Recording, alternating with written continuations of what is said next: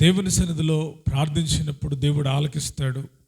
ఆయన సన్నిధానంలో నిలిచి కనిపెట్టుకోవడం మనం నేర్చుకోగలిగితే గొప్ప ఆశీర్వాదాలు దీవెనలు మనకు కలుగుతాయి. ఆయన సన్నిధిలో సంపూర్ణమైన సంతోషం ఉంది. ఆయన సన్నిధిలో ఆనందం ఉంది. ఈ దినం కూడా ప్రభు ఆయన సన్నిధిని మనకు అనుగ్రహించును గాక. ఈ దినం చాలా శ్రేష్టమైనటువంటి విషయాన్ని మనం నేర్చుకుందాం. చదువుదాం. లేవీకాండం 19వ అధ్యాయం 24వ వచనం. 4వ సంవత్సరమున వాటి ఫలములన్నీ యెహోవాకు ప్రతిష్ఠితమైన స్తుతియాగ ద్రవ్యములగును. 5వ సంవత్సరమున వాటి ఫలములను తినవచ్చును.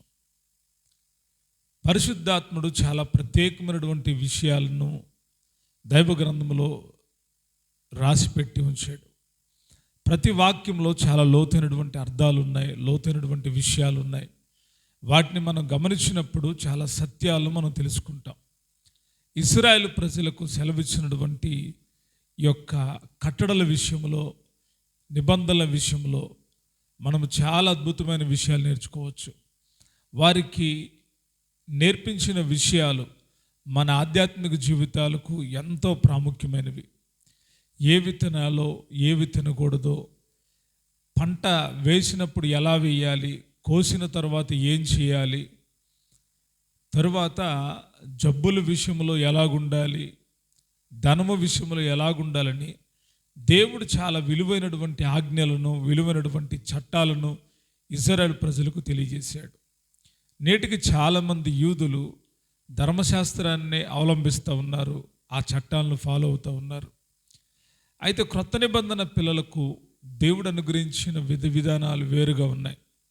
పాత నిబంధనలో ఉన్న కొన్ని విషయాలు మనకి ఛాయారూపకంగా నీడలాగా కనబడుతూ ఉన్నాయి. అయితే ఇవన్నీ క్రొత్త నిబంధనలో నెరవేర్చబడినాయి. ఇప్పుడు మనం చదివినటువంటి వాక్య భాగాన్ని పరీక్షించినప్పుడు దేవుడు అన్నాడు, మీరు ఆ దేశంలోనికి వచ్చిన తర్వాత మీరు పంట వేస్తారు కదా, మీకు అర్థం కావడానికి 23వ వచనం కూడా చదువుతున్నాను, గమనించండి. మీరు ఆ దేశమునకు వచ్చి ఆహారమునకై నానా విధములైన చెట్లు నాటినప్పుడు వాటి పండ్లను అపవిత్రముగా ఎంచవలను. వాటి కాపు మీకు ఎక్కువగా ఉండునట్లు అవి 3 సంవత్సరముల వరకు మీకు అపవిత్రముగా ఉండవలను. వాటిని తినకూడదు. మీరు ఆ దేశానికి వచ్చినప్పుడు అని దేవుడు చెప్తూ అంటాడు, మీరు ఆ దేశంలో నానా విధములైనటువంటి ఫలాల చెట్లను మీరు వేస్తారు. వేసిన తర్వాత అది కాపు కాయడు మొదలుపెట్టిన తర్వాత మీరు 3 సంవత్సరాల వరకు కూడా ఆ కాపుని మీరు ముట్టుకోకూడదు. ఆ పిందెలు కానీ, ఆ కాయలను కానీ, ఆ ఫలాలు కానీ మీరు తినకూడదు. 4వ సంవత్సరమున వాటి ఫలములన్నీ యెహోవాకు స్తుతి ద్రవ్యములగును. ఏమవుతాయంట? స్తుతి ద్రవ్యములు అవుతాయి. 4వ సంవత్సరంలో స్తుతి ద్రవ్యాలు అవడం ఏంటి? 3 సంవత్సరాలు ఆ పంట తినకూడదు, అది అపవిత్రంగా ఎంచమన్నాడు దేవుడు. కానీ 4వ సంవత్సరం అన్నా తినమంటాడంటే 4వ సంవత్సరం అంటాడు. 4వ సంవత్సరం ఆ పంట నాది. ఆ పంట ఏ పళ్ళు పండిన అవన్నీ యెహోవాకు స్తుతి ఏమవుతాయంట? స్తుతియాగ ద్రవ్యములు అవుతాయంట. ఏమవుతాయి? స్తుతియాగ ద్రవ్యములు. ఇక్కడ మనకి చాలా విశేషమైనటువంటి మాట కనపడతా ఉంది. స్తుతియాగ ద్రవ్యములు. యాగము అనే మాట చాలా అరుదుగా బైబిల్ గ్రంథంలో మనకు కనబడుతుంది. అయితే యాగానికి చాలా ప్రత్యేకతలు ఉన్నాయి. లోకంలో పలు విధాలైనటువంటి యాగాలు ఉన్నాయి. ఒక్కొక్కరు ఒక్కొక్క రకమైనటువంటి యాగాలు చేస్తూ ఉంటారు. పెళ్ళి కానటువంటి వాళ్ళకి ఒక యాగం, పెళ్ళైన వాళ్ళకి ఒక యాగం, భార్యాభర్తలకు ఒక యాగం, ఇల్లు కట్టుకుంటే ఒక యాగం, ఎవరైనా చనిపోతే ఇంకొక యాగం, కీడుంటే మరొక యాగం. ఇలా రకరకాలైన యాగాలు చేసేటువంటి వాళ్ళు చాలామంది ఉన్నారు.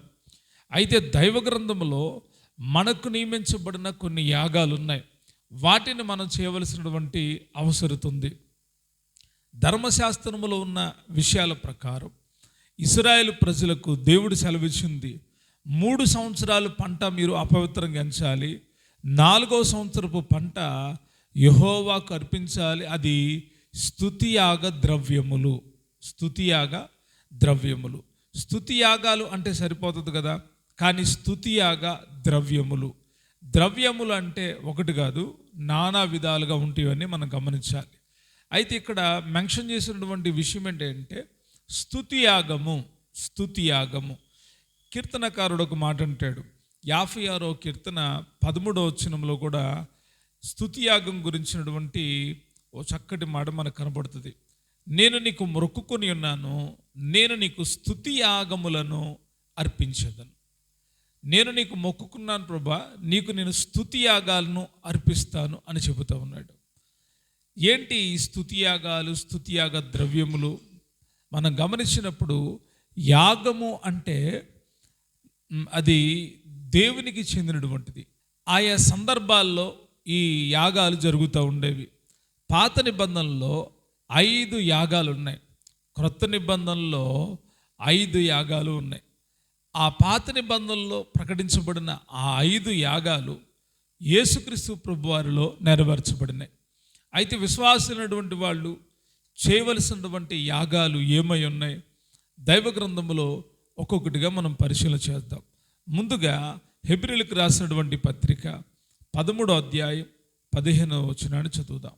కాబట్టి ఆయన ద్వారా మనము దేవునికి ఎల్లప్పుడూ స్తుతియాగము చేయుదుము, అనగా ఆయన నామమును ఒప్పుకొనుచు జిహ్వా ఫలము అర్పించుదుము.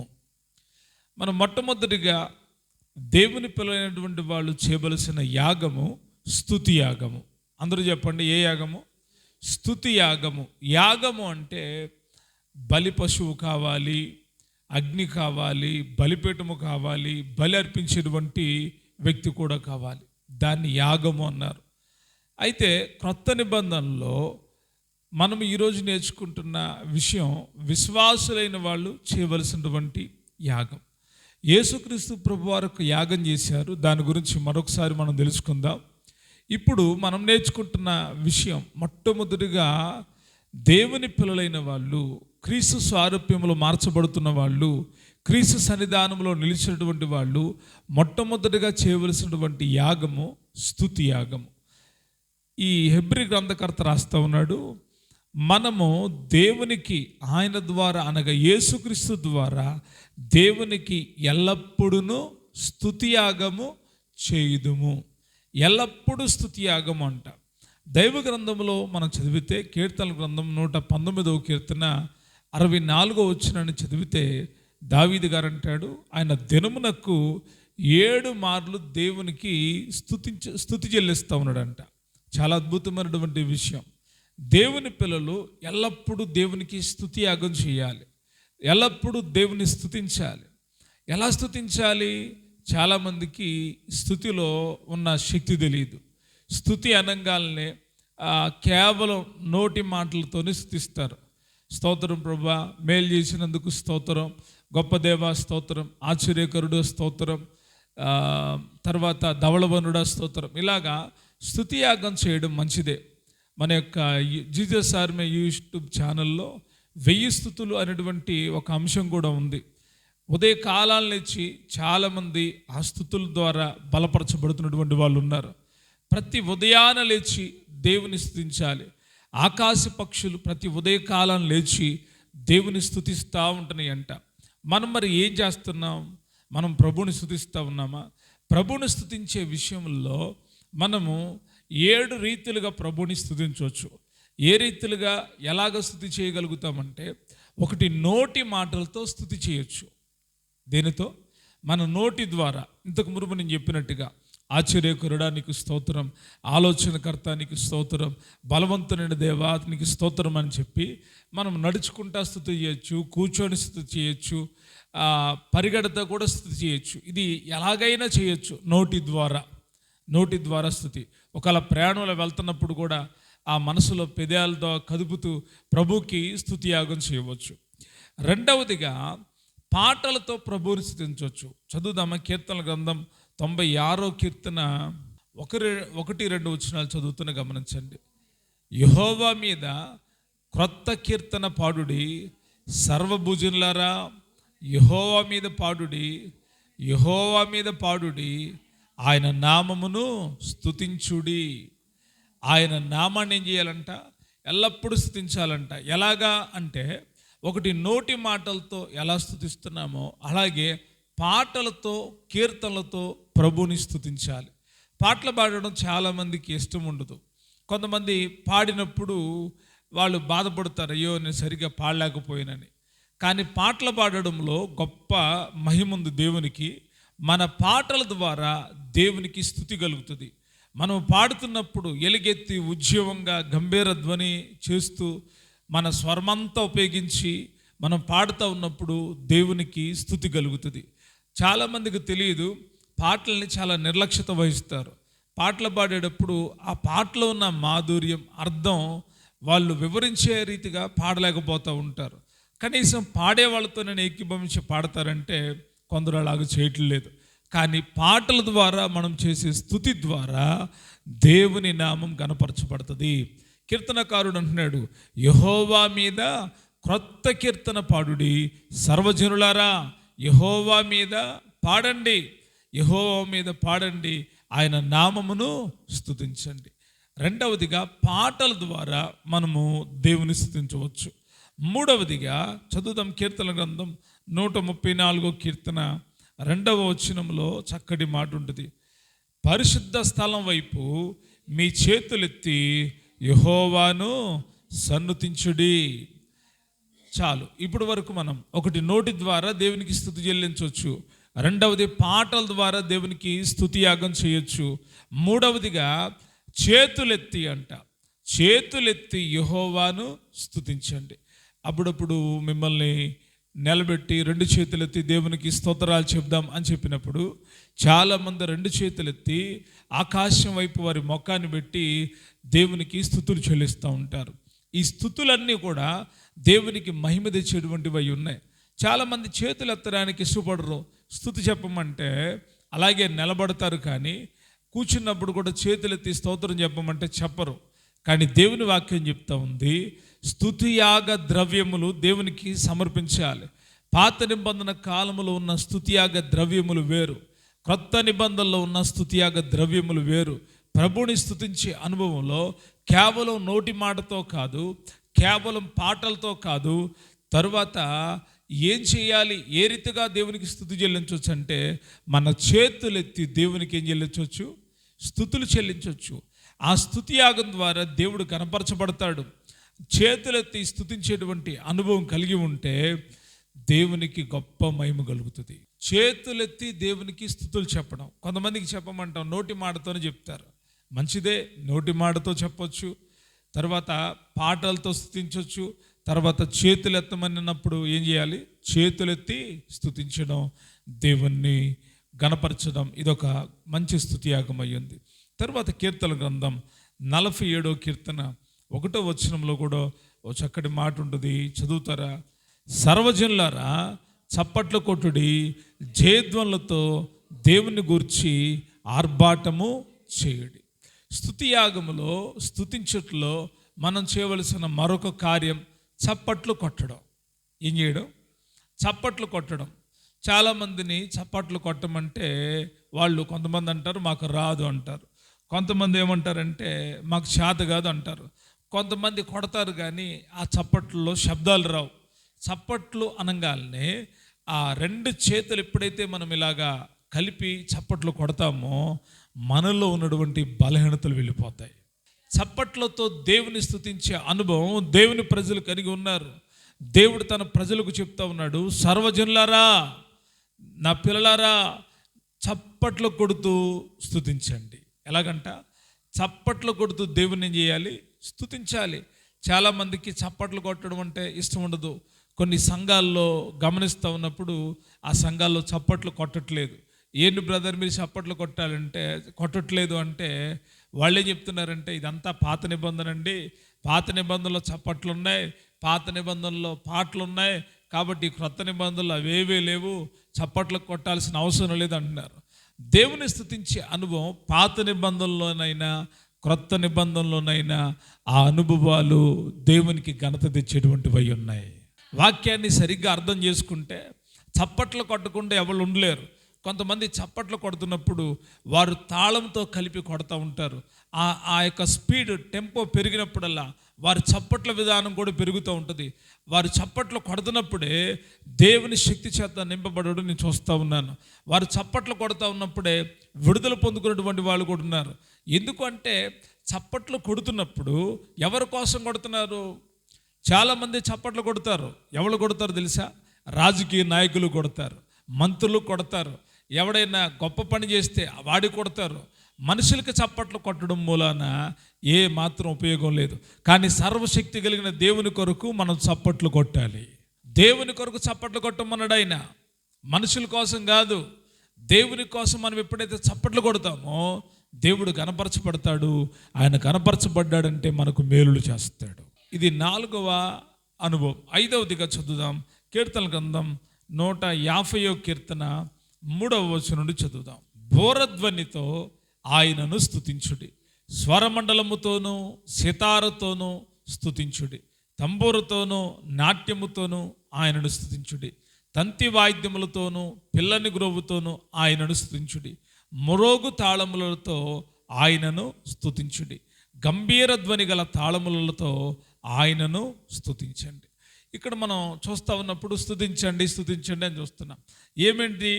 బోరధ్వనితో ఆయనను ఏం చేయండి? స్తుతించండి. స్వరమండలాలతో ఆయన ఏం చేయండి? స్తుతించండి. తంబూరతో, సితారలతో, మ్రోగడి తాళములతో, గంభీర ధ్వని గల తాళములతో ఆయన ఏం చేయాలంట? స్తుతించాలి.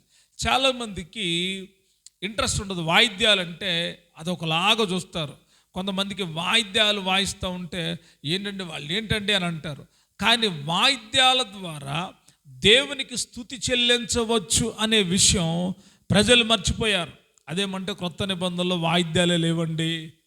క్రొత్త నిబంధనలు అపోస్తులు వాయిద్యాలు వాయించారా? పేతురు గారు వాయిద్యాలు వాయించారా?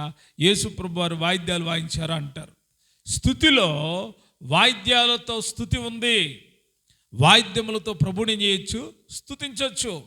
ఒక పాట పాడుతున్నప్పుడు దానికి సరిపడా డ్రమ్ము కొట్టడం, గజ్జెలను వాయించడం, లేకపోతే మనకున్నటువంటి ఏ వాయిద్యాలు అయితే అవైలబుల్గా ఉన్నాయో వాటన్నిటితో కలిపి దేవుని స్తుతించవచ్చు.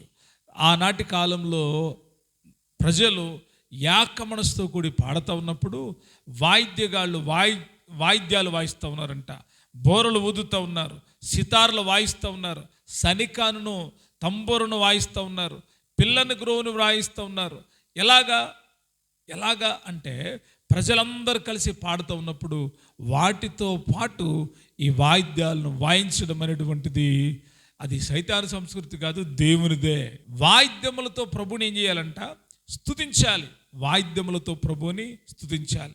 ఇదే కీర్తన 150వ కీర్తన 3వ వచనంలో మనం గమనించినప్పుడు తంబురతోనూ నాట్యముతో స్తుతించాలంట.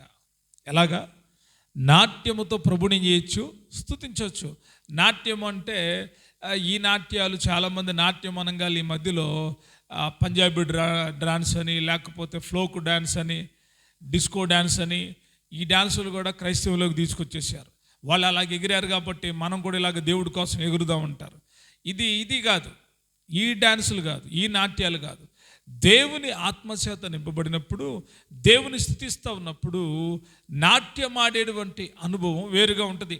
అవి అందరూ ఒకేలాగా నాట్యం ఆడరు, అందరూ ఒకేలాగా పాడొచ్చేమో కానీ ఆ నాట్యం ఆడేటువంటి ఆ నాట్యం ద్వారా స్తుతి చెల్లించే అనుభవం కొందరికే సాధ్యమవుతుంది.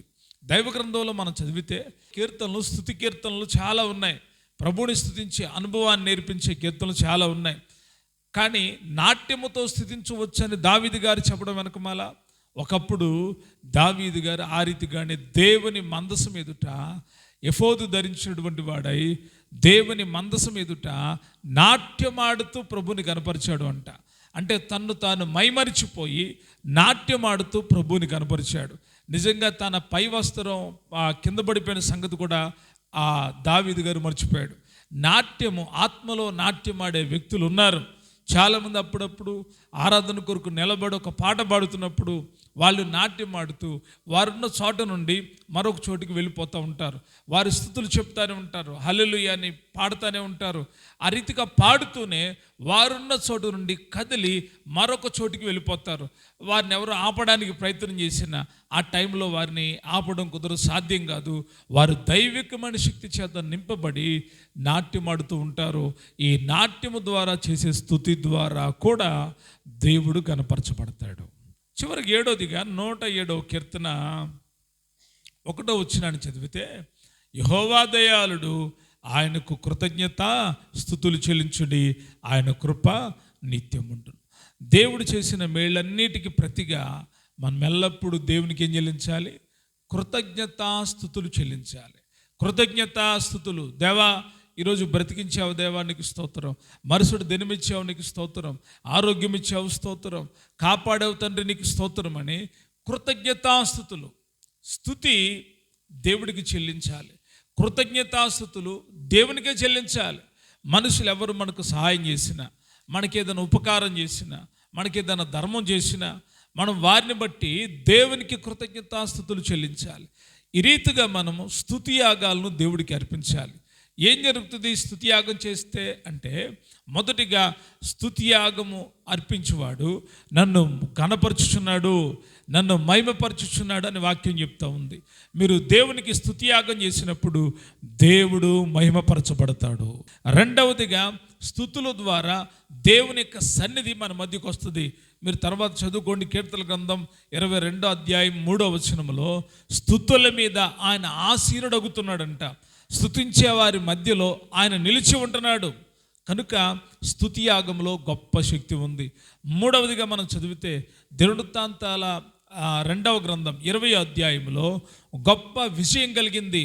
ఆ విజయానికి కారణం ఏంటో తెలుసా? ప్రజలందరూ ఏక మనసుతో దేవునికి స్తుతులు చెల్లించారు. శత్రువులు మటుమాయమైపోయారు. స్తుతి ద్వారా గొప్ప విజయం కలుగుతుంది. 4వదిగా బంధకాల్లో ఉన్నవాళ్ళు పౌలు శీలలను బంధించి చెరసాల్లో వేస్తే వాళ్ళు పాటలతో ప్రార్థనతో ప్రభుని స్తుతిస్తూ ఉన్నారు. పాటలతో స్తుతిస్తూ ఉండగా జరిగిన కార్యం అంటే వారి యొక్క సంకెళ్ళు తెగిపోయినాయి. వారి అక్కడ భూకంపం కలిగింది. వారి కాళ్లకు చేతులకు వేయబడిన బలమైన బంధకాలు తెంపబడ్డాయి. ఎలాగా అంటే అవి చాలా బలమైనవి. ఎలా తెంపబడినాయి అంటే స్తుతుల ద్వారానే. స్తుతుల ద్వారా ఎరుకో గోడలు కూలిపోయినాయి. స్తుతుల ద్వారా దేవుడు అనేకమైన విజయాలు దయచేశాడు. కనుక నేడు దినాన్ని మీరు గమనించాలి. మీరు ఎల్లప్పుడూ దేవునికి స్తుతియాగం చేయమని దైవభక్తుడు కోరుకుంటూ ఉన్నాడు. మీ యెహోవా ఫలం ద్వారా దేవుడికి స్తుతియాగం చేయండి. అనగా మీ పెదాల గుండా దేవుని స్తుతిస్తూ ఉండండి. ఎల్లప్పుడూ మీరు దేవుని స్తుతిస్తూ ఉన్నప్పుడు దేవుడిచ్చేటువంటి గొప్ప కృపను మీరు అనుభవిస్తారు. స్తుతి ద్వారా దేవుడికి ఘనత కలుగుతుంది. స్తుతి ద్వారా మీకు విజయం కలుగుతుంది. బాధలు ఉన్నప్పుడు స్తుతించాలి, బాధలు లేనప్పుడు స్తుతించాలి. మేలు కలిగినప్పుడు స్తుతించాలి, మేలులు జరగనప్పుడు కూడా దేవుని స్తుతించాలి. అన్ని వేళల్లో అన్ని సమయాల్లో ఆయన స్తుతులకు పాత్రుడైన దేవుడై ఉన్నాడు. కనుక ఆయన ఏ రీతిగా స్తుతించాలో మీరు తెలుసుకున్నారు. ఆ రీతిగా మీరు స్తుతి చెల్లిస్తే దేవుడు మహిమపరచబడతాడు. ఆయన మహిమపరచబడ్డాడంటే ఆయన మహిమలో మన ప్రతి అవసరమును దేవుడు తీరుస్తాడు. స్తుతి ద్వారా మహిమ ద్వారా మన అవసరతలు ఏం చేయబడతాయి? తీర్చబడతాయి. కనుక ఎల్లప్పుడూ దేవునికి స్తుతియాగం చేద్దాం.